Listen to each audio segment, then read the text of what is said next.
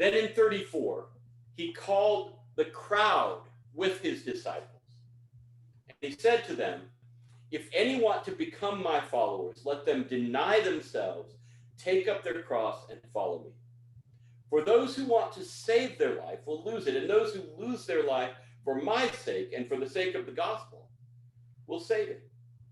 For what will it profit them to gain the whole world and forfeit their life? Other translations have soul. Indeed, what can they give in return for their life? Soul. Those who are ashamed of me and of my words in this adulterous and sinful generation, of them the Son of Man will also be ashamed when he comes in the glory of his Father with the holy angels. Right? And I'm going to stop there, even though it could run into 9:1. We'll talk about 9:1 in a second. All right, so what is the shape of discipleship here? Jesus has just announced his cross, just announced where he's going. He's already had resistance from one of his primary disciples, one of the guys who keeps getting in these groups of three, Peter, James, John, in the Transfiguration. Peter, James, John, Andrew as the first disciples, right? So he's just had to correct one of his A students in a way, although we saw last week they're all C or beneath. Now he turns around to the whole crowd and says, I wasn't kidding.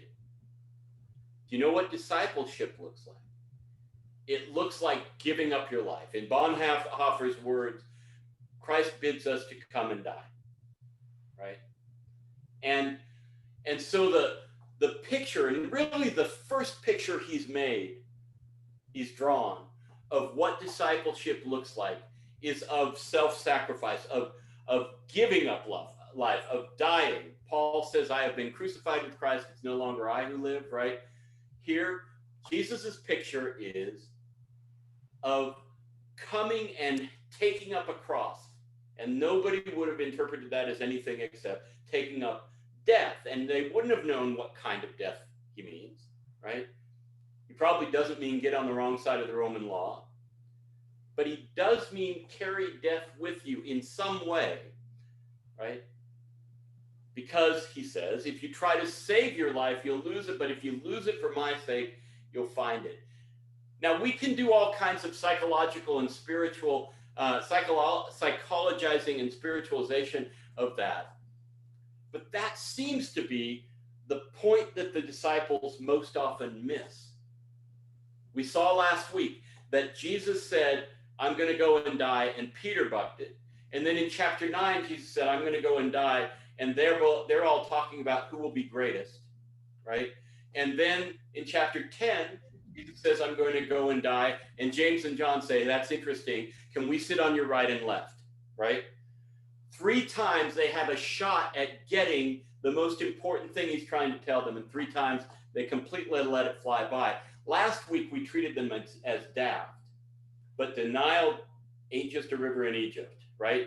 These folks may be unable to process it. It says in 9, they didn't understand it. They couldn't understand it, right? They may be unable to process it because it's just too terrible a thought for them. Not just that Jesus will die, but that a chapter ago, he linked that to some kind of dying for them, right?